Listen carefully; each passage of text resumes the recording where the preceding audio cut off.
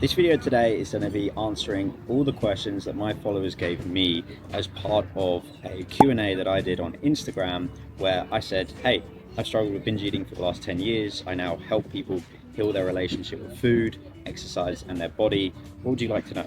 So I filmed a part 1 of this. If you'd like to go watch that video, I'll put it somewhere on the screen and I'll link it down below.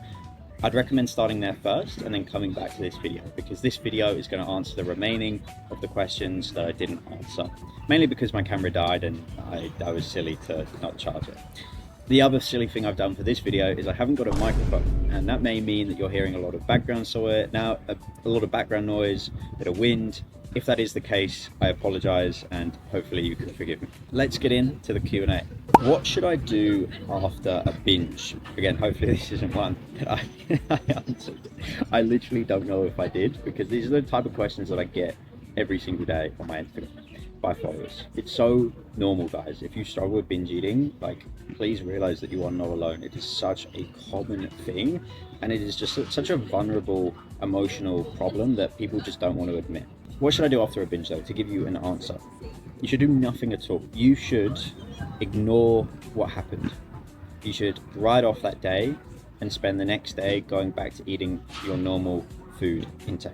Now, this has a few contextual points to it, because if you are not someone that is eating 3 balanced meals a day, it's very likely that you're going to go back to binge eating. If you are someone that fasts, it's very likely that you're going to go back to binge eating. If you're someone that is not eating enough calories over the course of the day, again, it is very likely you're going to go back to binge eating. So what I want you to do is act like your binge didn't happen yesterday. Don't sacrifice any food today. Don't restrict yourself. Don't do any exercise. And instead just ask yourself, why did I binge? Was it because I skipped a meal? Was it because I fasted? Was it because I did too much exercise and I didn't eat a bit more calories that day to supplement the extra calories that I burned through my body? You got to be asking yourself these questions, and that's actually how you figure out how you don't binge the next day. What is your opinion on cheat meals and cheat days? Look, my approach to nutrition is 80-20. 80% of our intake is whole nutrient-dense meals, 20% is flexibility, and this is what you'd class as like junk food, sweets, treats, snacks, anything like that.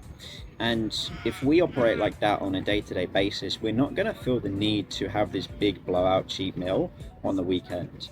And it's that little bit of flexibility that you can have on a day-to-day basis that doesn't put these treat foods on such a pedestal.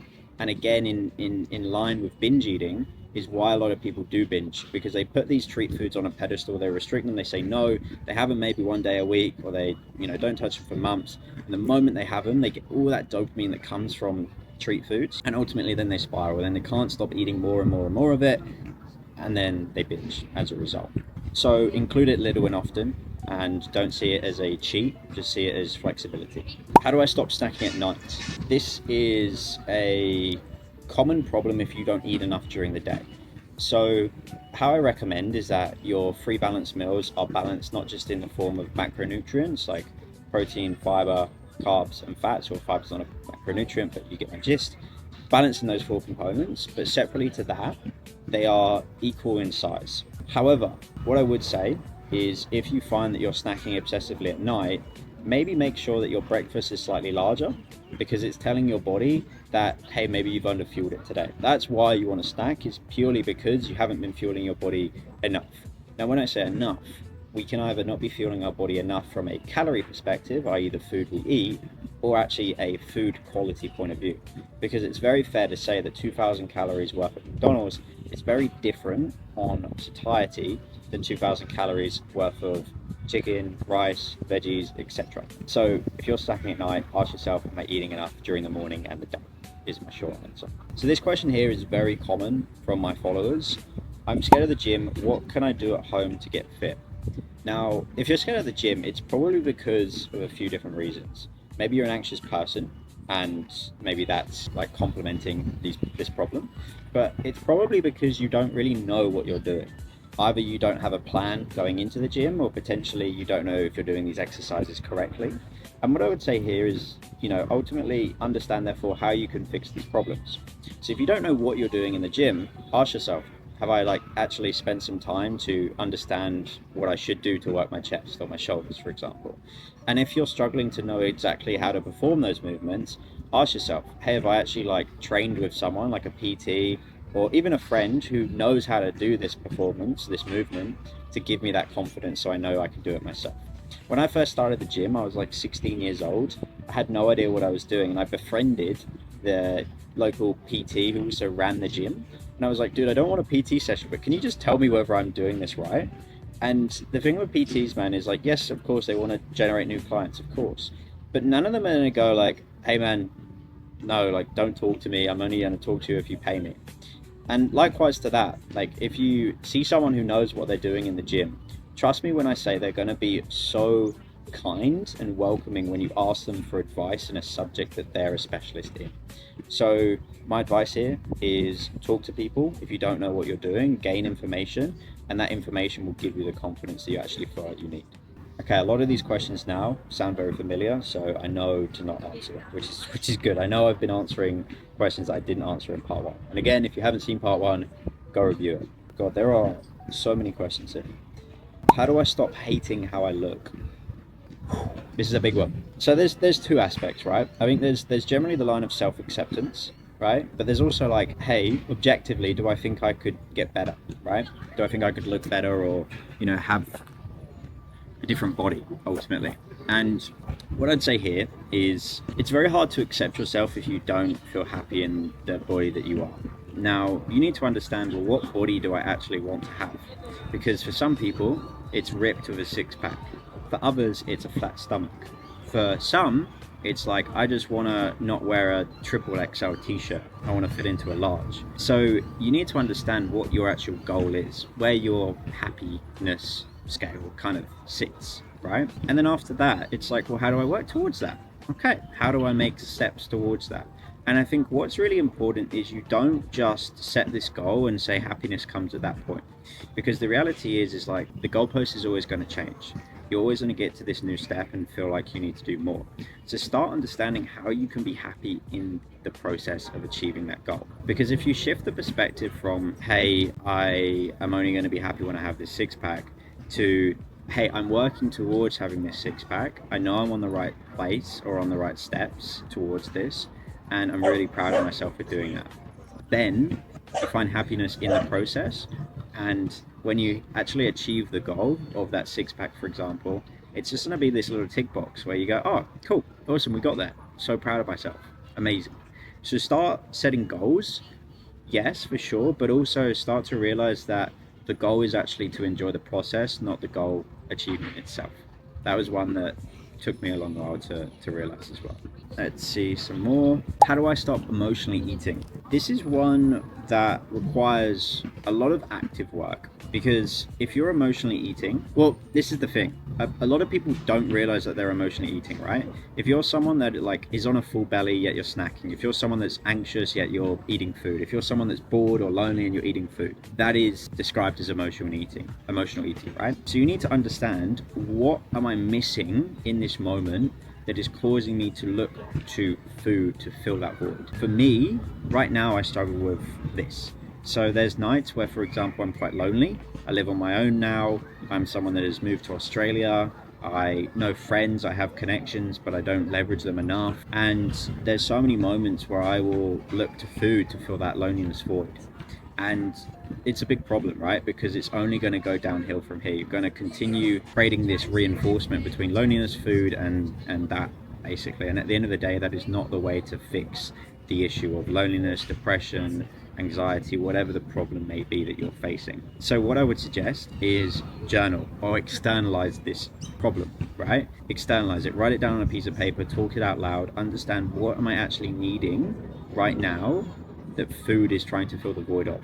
And then go take an action towards that. If it's loneliness, am I actually seeing my friends? Can I call up a friend right now and go see them? Can I just speak to them on the phone? If it is sadness, depression, again, it's probably linked very much to loneliness. If it's not linked to loneliness, maybe it's linked to ultimately something like, am I treating my body well? You know, am I actually like being kind to myself? If it's anxiety, again, I can't comment too much on anxiety. I don't really experience anxiety myself. But again, how am I dealing with this emotion? And 9 times out of 10, or 10 times out of 10, food is not the right way to deal with an emotion. The best way to deal with an emotion is actually tackling it head on and then taking that positive step towards that. This is something that I still struggle with myself. It is something that is so big and broad as a topic and as a problem, and it's something that you will always work through ultimately. Like, please realize that this aspect of like whatever you're going through doesn't just magically like fix itself and then it just never appears in your life ever again. I'm someone that, yes, struggled with binge eating for 10 years, have fixed it over the last 2, but I still struggle with food noise. I still struggle with cravings. I still struggle with emotional eating. And what you need to realize is like that reason, or the reason behind that, is because you positively reinforce that behavior in the past. So it not only takes a lot of time, but also a lot of wiring in the brain to reverse that. And in my opinion, that rewiring never really goes. It's always going to be there. It's just how good am I at actually understanding when it's there, and how good am I actually at fixing that issue when it does come with the right behaviors. Always going to be something, but again, you can reduce the intensity, the frequency, the duration by doing this internal work. Let's continue. Now I'm in this stage where I'm like, have I answered this question? Have I not answered this question? Okay, are carbs bad for fat loss? No, this is a big myth. Carbs are your energy source, right? If you cut out carbs, as someone that has cut out carbs, you're gonna feel incredibly flat and just meh. Like you're gonna feel really low energy. Even if you're eating enough calories over the course of the day, you're gonna feel really flat when you don't have any carbohydrates, because it's your energy storage, right? And this is particularly important if you are someone that trains actively, right? Because training requires that energy to perform, right? And it's so common, or so evident, should I say, when I'm aware that maybe I haven't had enough carbohydrates comparative to when I have. And what I would stress is it's not going to be a carbohydrate or a fat or a protein or a fiber that causes the weight gain, right, ultimately, or the fat loss. It's going to be how much of this you're actually having over the course of the day that causes the fat loss. So don't focus on particular areas. Try to create a balance between all proteins, fats, carbs, and fiber, and just again make sure you're eating enough of them, but in a deficit, to again promote fat loss. Do I actually need a high protein diet? It feels so hard to consume so much protein. Yeah, this is a valid question, and something I don't think enough people speak about, because everyone's just like high protein, high protein, high protein. And the reality is, like, protein is a very key macronutrient for satiety. It's going to help with not just building and repairing and growing muscle, which is great if you're ultimately that's your goal, but it's also going to be really important in fullness, right? And if you're someone that's trying to lose weight, it's therefore applicable or advised to focus on a higher protein diet, because of the fact that it's going to have satiety impact. You know, it's going to have a fullness impact in comparison to something like carbs or fats, for example. Where I like to kind of take it is I like to promote a high protein, high fiber diet. I like to have a moderate amount of carbs and fats and a higher percentage of protein and fiber when I'm trying to lose weight or fat. And that is purely because it's going to be really influential in our hunger and satiety cues. It's going to make us fuller for longer, and we're not going to feel like we need as much food over the course of the day. So that's a really strategic way of kind of reverse engineering the game. But if you struggle to like consume protein, that's what I'd suggest. You know, like have high protein, high fiber diet, and that's actually going to take a lot of the time away from feeling like all you need to eat is high protein. I hate catching myself in mirrors. When will this stop? Yeah, so it's one, again, I kind of talked about it with like what I was saying at the start of this video about the person that made the comment about their body. I don't know exactly what question that was. Let me go back to that. How do I stop hating the way that I look was the original question. And this question in comparison was, I hate catching myself in mirrors, when will this stop? So the answer is very similar, right? Like, I think like you're always gonna get a goal, like achieve a certain result, and then understand, and then ask yourself like, right, what's next, right? So you need to have that level of like, right, am I working towards something that I feel like I'm deficient in? Like for me, I'm really happy with my body, so I don't need to try and make it better, right? But if you're someone that is struggling with weight, then you need to And that's the beauty with the body that you don't really get in like a monetary standpoint. Like I see this in my business a lot. There's always another level. There's always another, bit of revenue that I can make for the business. There's always something extra I can be doing to make us better ultimately. But with the body, it's like, it gets to a limit, right? You can only have so many muscles, right? You can only have so many abs. And what I'm trying to say here is like, that's the beauty, is there is this end goal for a lot of people. And maybe that is, just that six pack. Maybe it is just a flat stomach, but realize what your goal is and then just be proud of yourself that you are working towards that goal. And if you can like be in a moment where you look at yourself in the mirror and you're very far away from this goal of the six pack or a flat stomach, for example, but you're working towards that, pat yourself on the back because you are doing the necessary steps to get to that goal. And that's all you can ask yourself in that present moment. I'm probably going to answer one or two more questions just because we're about 20 minutes in so far on my camera, and I don't know if I'm re-answering questions as well. So I don't want to just spend this whole video answering the same questions I've already answered in part one. But let's continue. How do I stop caring what people think of me?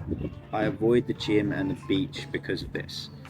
Yeah, this is a tricky one, man, and it's like something I hear a lot from people that come to me ultimately is they just want to be happy in their body, they want to change, they don't know how, and they want to do it because like they just hate going to the beach, taking off their top, they wear rash vests, for example, at the beach, and it's like, ultimately there's that line which is like, who cares what people think? Like I'm recording in a public park here, I'm not going to probably see any of these people again, who cares, right?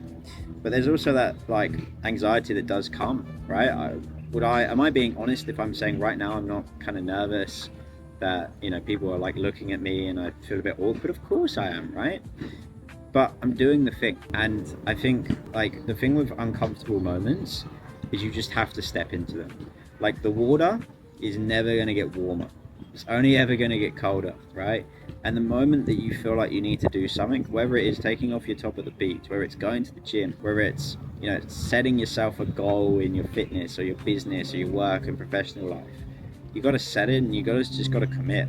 Like it's never going to get easier by giving it more time or like trying to do something different than just doing the thing, right? So I know this isn't very on brand for me to say, but that is the reality, is like in order to like actually get over uncomfortable moments and like flourish in them, you just need to do the uncomfortable thing and just send it, bro. That's what you need to do. Okay, we'll take this one as the last one. I tried using your hunger and fullness scale, but I feel bad when I leave food on the plate whilst I'm full. So if you don't know what the hunger and fullness scale is, I'll put it on the screen here, but I'll also put like just put it on the screen there ultimately, which tells you everything you need to know. This is basically how we understand like when we should start eating, when we should stop eating, and our goal is to get to a point where we're eating when we're a bit hungry, right? A 3 or 4 out of 10. And we want to do that because if we eat when we're not hungry, we're obviously like setting a bad intention for our body. But separately to that, if we eat when we're a 7 or an 8 out of 10, we increase the likelihood of overeating. It's going to take 10-15 minutes for our food to properly digest, for one. But separately to that, if you allow yourself to get to a point of extreme kind of like starvation almost, what you're telling your body is that food is not in abundance, like it's a scarce resource. And yes, that was maybe something that was true hundreds of thousands of years ago. It's not the case now. Like I can go to Coles tomorrow, or right now anyway, and pick up anything I want, right? You can go home, right, and just eat anything out of your fridge. So what I want to stress is that when we start to tell our bodies that food is not a resource that we're actually like abundant in, ultimately we're only going to like see food as like this thing that when we have it, we can't stop eating it basically. And that's kind of the psychology of binge eating itself. The second aspect to this question, I feel bad when I leave food on the plate if I'm full. So firstly, it's great that you're leaving food on the plate because ultimately you are realizing that, hey, I'm full, I shouldn't eat anymore. Now, I do want to like quickly say, if you get to the end of your meal and you finish it and you're like a 7 or an 8 out of 10, you're full, that's brilliant, like perfect. But also, if you get to a 7 out of 10 or an 8 out of 10 fullness and you're full and you're like, hey, I'm not bloated, but I'm satiated, then you stop eating. And I don't care if you're halfway through your meal, 3/4 of the way through, you should at least probably be about 3/4 of the way through your meal. But you need to put down the fork, and you need to just like let your body like realize that that's it, right? Because if you don't, you continue to tell your body that it's okay to push past this limit of fullness, and you're not able to actually understand when you're hungry, when you're full, and when you're not. So if that does mean you leave 10% of the meal, for example, at a restaurant that you've paid money for, that's what it means, you know? Like literally, if you try to like work it backwards like this, right? Why is the meal serving that you've got at a restaurant that particular size, right? There's no reason, right, at the end of the day. You know, you go to a fine dining restaurant and you get a plate this big. You go to like a big barbecue steakhouse and you get a plate that's that big, right? So there's no reason that the portion is that. So don't try just be like, right, this is my meal, I've got to finish it. Ask yourself intuitively, am I actually full right now? And that's how you understand when to stop eating, not on what's in front of you on your plate. Because, you know, by that logic, you could just cheat the system every single time and make a plate as big as possible and then say, right, this is my breakfast, this is my lunch, this is my dinner. So instead, what you need to do is just literally stop eating when you are full and take comfort in that. Pat yourself on the back, continue to reinforce this positively, that you are putting yourself in the right space. Anyway, this is the video, that is the Q&A. I'm going to finish it up now. This is about 20 minutes long, 25 minutes long. So yeah, hopefully you enjoyed this. If you want to see more of me, you know, go click on any videos, for example. But if you want to see more of me on a day-to-day basis, follow my Instagram. I'll put it in the captions below. If you love this one, tap the like button. If you haven't seen me before and you want to see more of me, hit the subscribe button. And yeah, if you want to just ask me a question for the next video Q&A that I do, or just in general, I'll make sure I reply to you in the comments. So put anything down below that you'd like. Cool, awesome. Take care, and yeah, I wish you all an awesome weekend ahead.